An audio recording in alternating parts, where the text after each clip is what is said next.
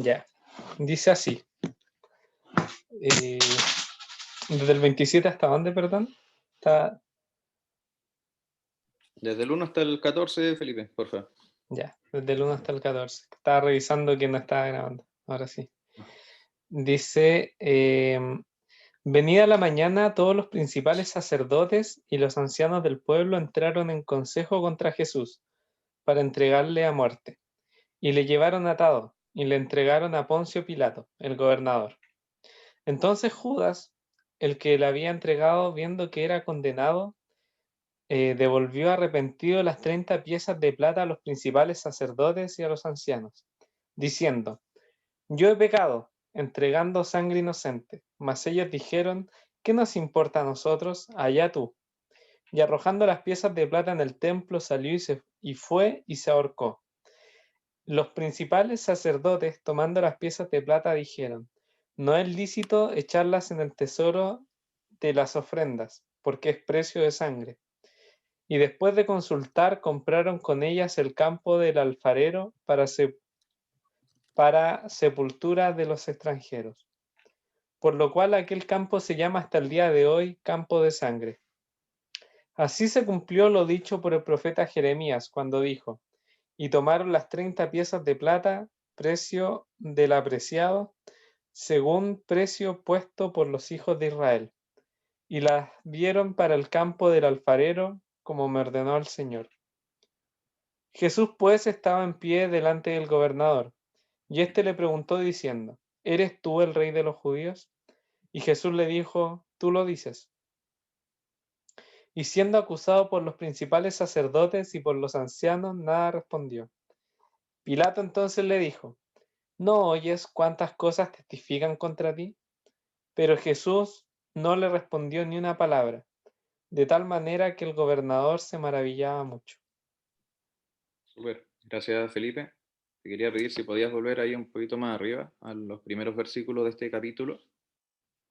Como les comentaba anteriormente en el resumen, el Señor fue enjuiciado por el mundo religioso y también por el mundo político. Por el mundo religioso tuvo 3 eventos y acá en los primeros versículos vamos a ver el tercero de ellos. Revisamos de que el primero fue con Anás, el segundo fue cuando se emite la sentencia de muerte de parte del Sanedrín a causa de lo que ellos consideraban como una blasfemia.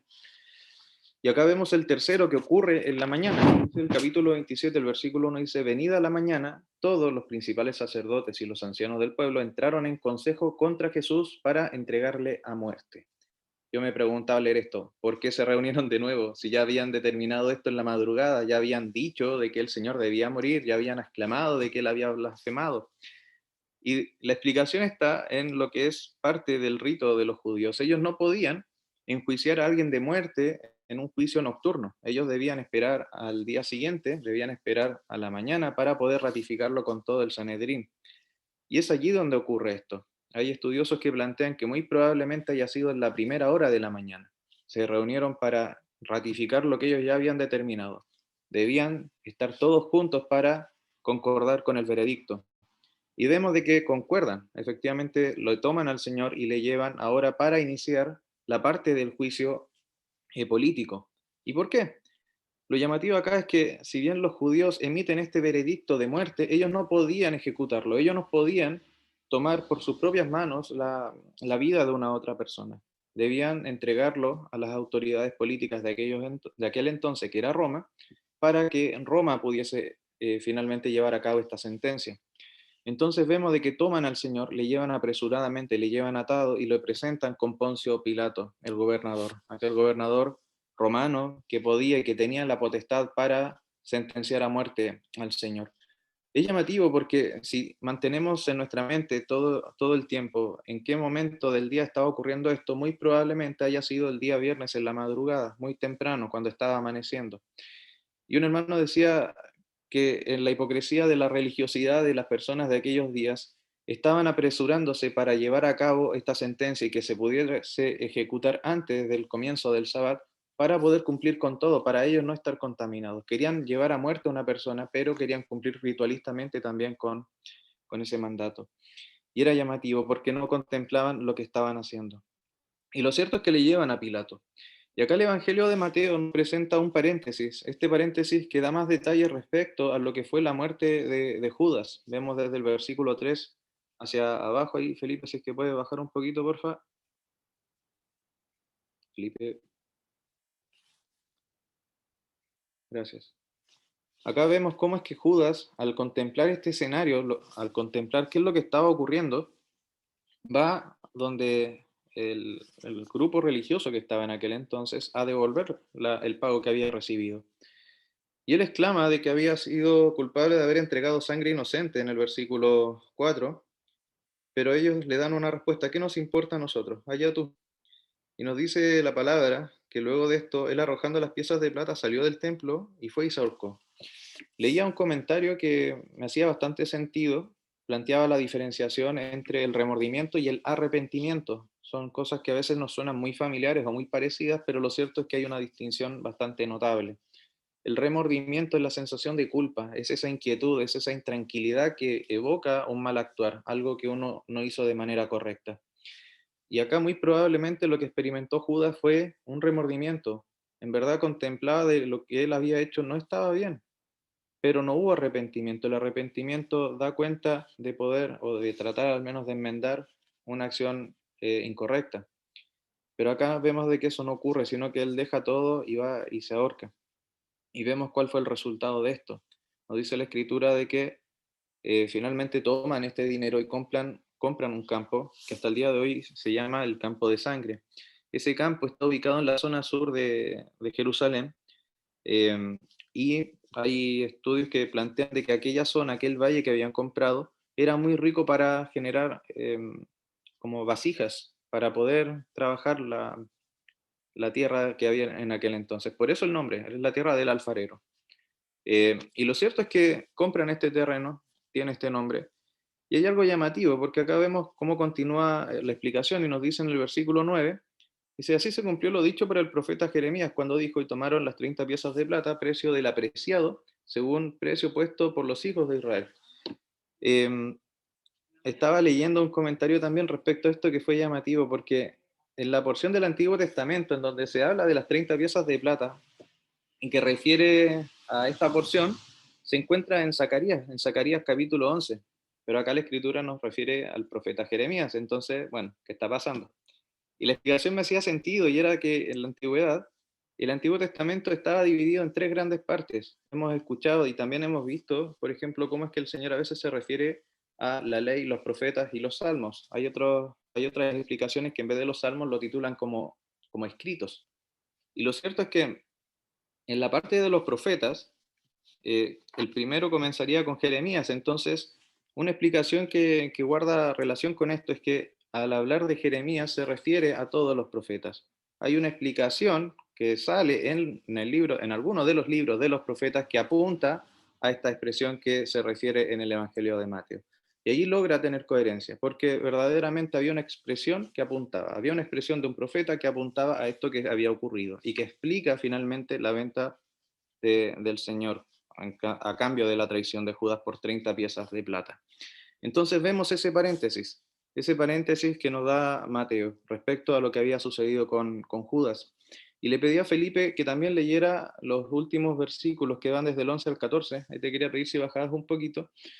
Y en paralelo, no sé si es que puedes buscar también en el Evangelio de Lucas para poder mostrar, antes de releer estos 4 versículos, en el Evangelio de Lucas, quería pedirte si podías buscar capítulo 23, y vamos a ir a revisar los primeros 3 versículos, quizás nos pueden servir para ilustrar un poquito cómo es que se da la conversación. Ahí, súper, gracias Felipe.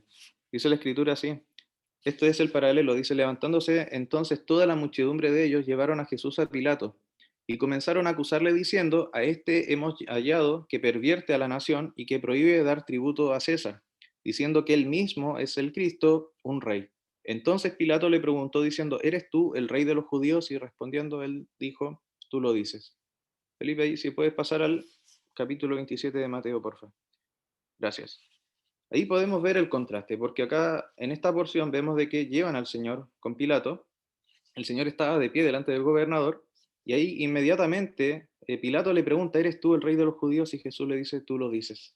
Se entiende, creo, de una manera un poco más detallada con lo que expresa Lucas, porque allí se da el contexto de por qué Pilato le pregunta esto precisamente al Señor. ¿Por qué él le pregunta respecto a si él era el rey de los judíos? ¿Por qué no le preguntó otra cosa? Y es porque la acusación de los judíos apuntaba a que el Señor se declaraba a sí mismo como rey. Y eso es llamativo por diversos motivos. Primeramente, porque si nosotros nos recordamos cuál era la acusación que había hecho el Sanedrín en aquella noche y que declaraban como sentencia de muerte al Señor, era una blasfemia. Supuestamente lo que el Señor había hecho era una blasfemia porque el Señor había dicho que Él era el Hijo de Dios. Pero cuando lo llevaron con Pilato, la acusación era otra. La acusación es, Él se dice ser un rey. Él se dice hacer estas cosas y Él pervierte a la nación. ¿Y cuál era el riesgo? Era, pensando en el Imperio Romano, era que si se levantaba un rey de los judíos, iban a cesar con el tema del pago, por ejemplo, de los tributos. Pero lo cierto es que el Señor ya había dado cuenta de que eso no era algo para él importante. Lo vimos, por ejemplo, en el capítulo 22. Hay porciones donde la Biblia lo titula como la cuestión del tributo, en donde trataron de tentar o de probar al Señor respecto a esta arista, porque los judíos pensaban de que el Señor iba a ser un gobernador político, que iba a desestructurar todo el gobierno de Roma. Pero lo cierto es que ese no era el reino del Señor, no era un reino terrenal y físico como ellos estaban esperando, no era un reino político. Pero ellos hacen esta acusación ligada a esa arista, para que Pilato tomase al Señor y pudiese sentenciarle. Pero vemos que en la escritura, cuando Pilato le hace esta pregunta y comienza a indagar, la respuesta finalmente que él entrega es que él no hallaba al menos alguna situación por la cual acusarle. Él entendía que lo habían entregado de manera incorrecta. Y nos dice la escritura también del Señor que él guardaba silencio. Y allí el gobernador se maravillaba mucho. Al menos son varias porciones las que hemos podido revisar, hartos versículos, pero que guardan mucha riqueza. Y quiero dejar a algunos hermanos también para ir comentando para que podamos enriquecer este estudio. Eso.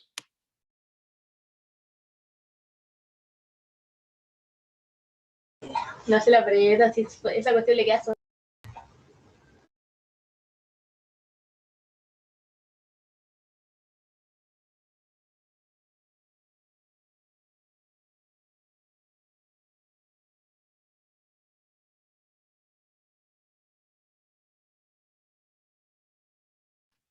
Con confianza, hermanos. Pueden preguntar también si gustan, si no hay algo tan... No sé, a rato me da la sensación de que se puede generar como cierta sentimiento de temor al aportar o al comentar y no, en verdad es un estudio también para poder conversar respecto a la escritura, así todos vamos creciendo un poco más. Así que anímense nomás, chiquillos, si hay algún comentario, háganlo, pregunta también.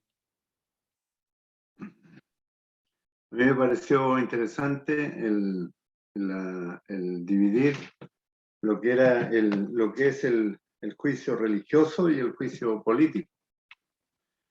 Y quizás pudiera ahondar un poco en eso. Viene en la división. Me pareció súper interesante. Sí, hay elementos que son interesantes respecto a esa distinción. Quizás desde la parte más histórica se puede complementar un poco, y lo cierto es que uno sabe de que en el Imperio Romano, cuando conquistaban una nueva localidad, si bien trataban de implementar como ciertas autoridades, como era el caso de Pilato, también trataban de que las naciones gobernadas mantuviesen cierto grado de autonomía en algunos aspectos, ¿ya? Se sabe, por ejemplo, por dar un ejemplo para que logremos tener un poquito más presente esto, cuando el Imperio Romano toma algunos elementos de la cultura griega, por ejemplo, para no distorsionar todo, ellos incorporan estos elementos, los modifican, y así los griegos quedaban contentos y ellos también podían seguir gobernando. Algo similar ocurría acá en Israel, porque ellos estaban gobernando con esta figura, pero sabían también de que Israel expulsaba a toda la gente extranjera, no tenían trato, y eso lo hemos visto con las escrituras de más de alguna porción. Y lo llamativo acá es que, tratando de buscar ese equilibrio, ese punto intermedio, ¿qué es lo que hacen? Ellos tienen esta autoridad, que es Pilato, para determinar los juicios que eran más graves, pero dejan también que siga funcionando el Sanedrín, no lo desmantelan. No es como que hayan dicho, dejemos de que esto, o sea, que esto ya no siga funcionando, sino que ellos puedan atender las cosas que son más del diario vivir. Y lo cierto es que el Sanedrín seguía funcionando.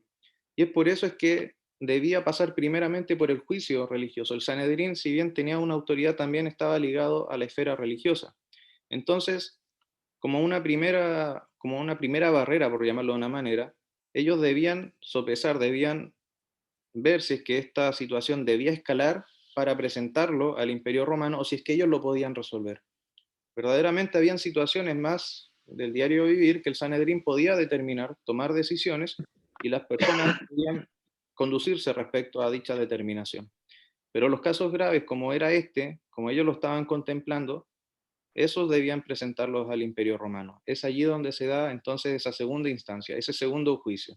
Normalmente entonces, para recapitular, estaba el juicio religioso a los cuales los judíos podían acudir cuando necesitaban determinar algo, pero cuando la situación era más extrema, más grave, se debía llevar al juicio político, que era con Roma. Y eso es lo que ocurre con el Señor. Allí se va esta distinción. Me parece, al oír el contexto, cómo se manejan las cosas política y religiosamente, me parece que no ha cambiado mucho.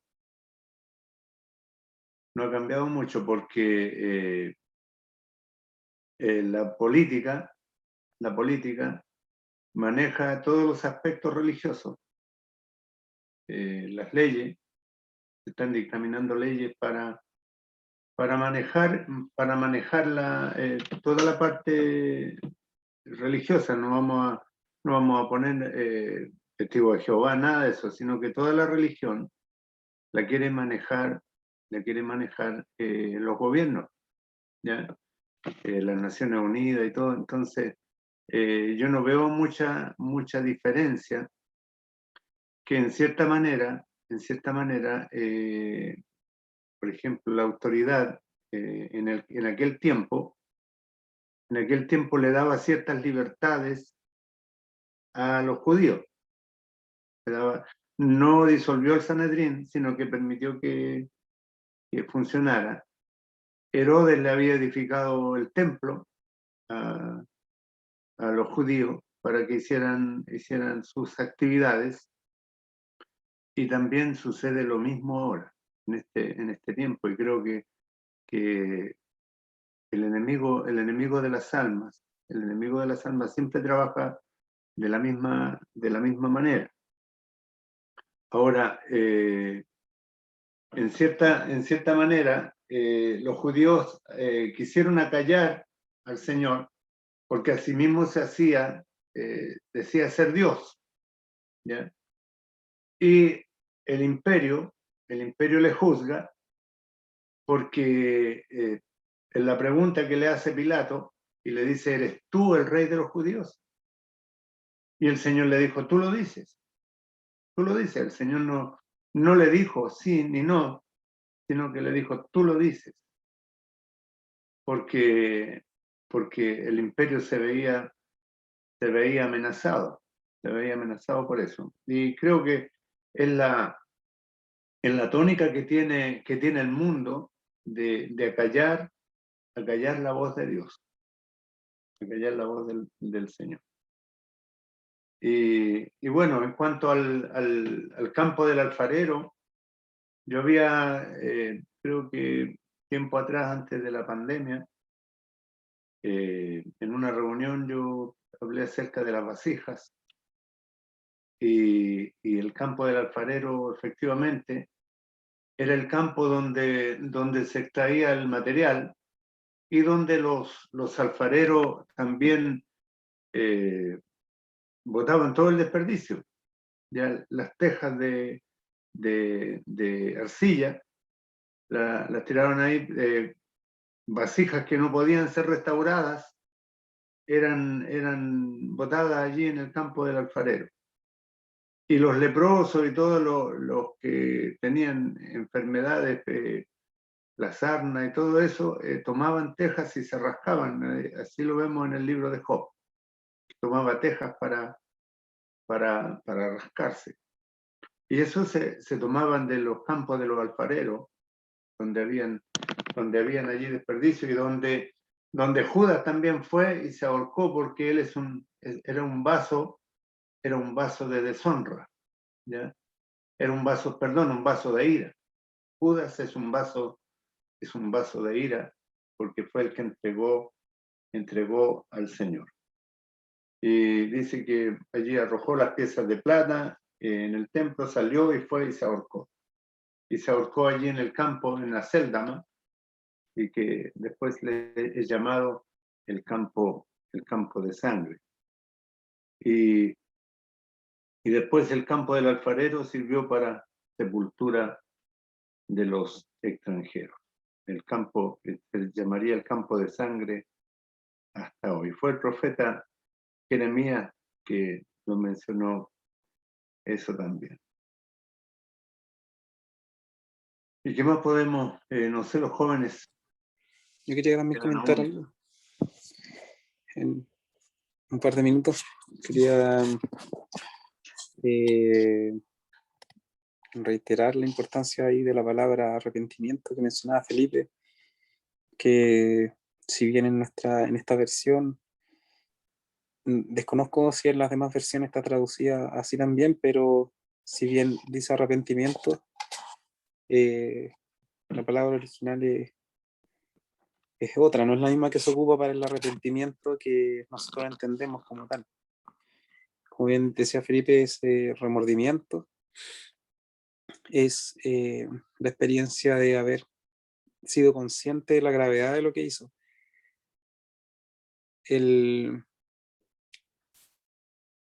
Cae una especie de desesperación, porque se da cuenta que había entregado, como dice, de sangre inocente. No es menor el hecho de que alguien que haya convivido con el Señor, de que haya escuchado sus lecciones, que haya visto su manera de conducirse en este mundo, le declara inocente. Y él estaba consciente de que había entregado para ser asesinado, para ser enjuiciado a alguien que era inocente. Lo otro es que si había alguien que estaba interesado en hallarle alguna falta, digamos, para sacarle algún provecho económico frente a los fariseos, podría haber sido él. Pero él que estaba con el Señor no tenía nada que decir de él. El Señor era santo, era inocente y no había en su boca engaño, no había nada que acusarle. No obstante, esa inocencia, el Señor dialoga con Pilato de una manera que a Pilato le sorprende porque él quiere escuchar una defensa de parte del Señor. Quiere escuchar que él diga que no, que él es inocente, que él no corresponden las acusaciones contra él, pero tiene delante de él a un hombre que le sorprende. Hablo desde la perspectiva de Pilato, sin él conocerle mucho. Como dice aquí, se maravillaba mucho. El Señor guardaba silencio frente a las acusaciones y le hacía preguntarse, a lo mejor a Pilato, si de verdad estaba frente a alguien que era el rey de los judíos, si de verdad estaba frente a una persona especial, fuera de serie, o que, no sé, a lo mejor se estaba cuestionando muchas cosas en ese momento Pilato. Solamente su manera de actuar frente a una acusación, solamente su manera de dialogar, ya producía un asombro. Entonces me llamaba la atención esa experiencia de Pilato, que para nosotros a lo mejor es difícil percibirla porque nosotros sabemos que Jesús es el Cristo y que siendo el Cristo Él es Dios mismo, entregándose por nosotros, que Él sabía que iba a morir y que Él sabía que era necesario para hacer Él la expiación de nuestros pecados. Pero el punto de vista de Pilato era diferente. A lo mejor para él era otro día más, era otro era otro judío allí que llevaban, a lo mejor era un dolor de cabeza, una molestia tener que lidiar con estos asuntos que tenían un tinte religioso y que debían resolverlo ellos. Como bien decía Felipe, no valía la pena llegar delante de Pilato con un asunto meramente religioso, sino que el Sanedrín lo transformó en un asunto político para que llamase la atención de Pilato. El Señor no declara nada, es su silencio, es su respuesta, lo que dice mucho para Pilato, lo que le sorprende. Y el Señor no iba a engañar a nadie, el Señor no iba a responder algo falso, no iba a decir que no cuando era un sí, pero como el Señor había enseñado anteriormente, su reino no era de este mundo. Y Él no vino para ser el rey de los judíos, Él vino para ser el rey de su cuerpo, de la iglesia, que se iba a instaurar mediante su muerte y su resurrección. Él no venía a combatir y a liberar una revolución. Así que él no tenía mucho que decir en ese aspecto. Hay comentarios escritos, hay hermanos que se han dedicado a ver el caso de Pilato porque es muy interesante lo cerca que él estuvo, y nos llama siempre la atención que Pilato también le declara inocente más adelante, que lo reconoce como un justo. Ya tenemos a Judas, que anteriormente había dicho que era inocente, luego vemos a Pilato, que lo ve como un justo. Y siente temor de estar cometiendo el error de su vida, pero como sabemos, la presión del pueblo y de su cargo y de su rol le llevó a acceder, a ceder. Eso era lo que quería compartir. Súper, gracias Pato. Por hora ya estamos pasados, así que vamos a finalizar con una palabra de oración. Le quiero pedir a Omar si es que puede orar, por favor, para terminar con este estudio.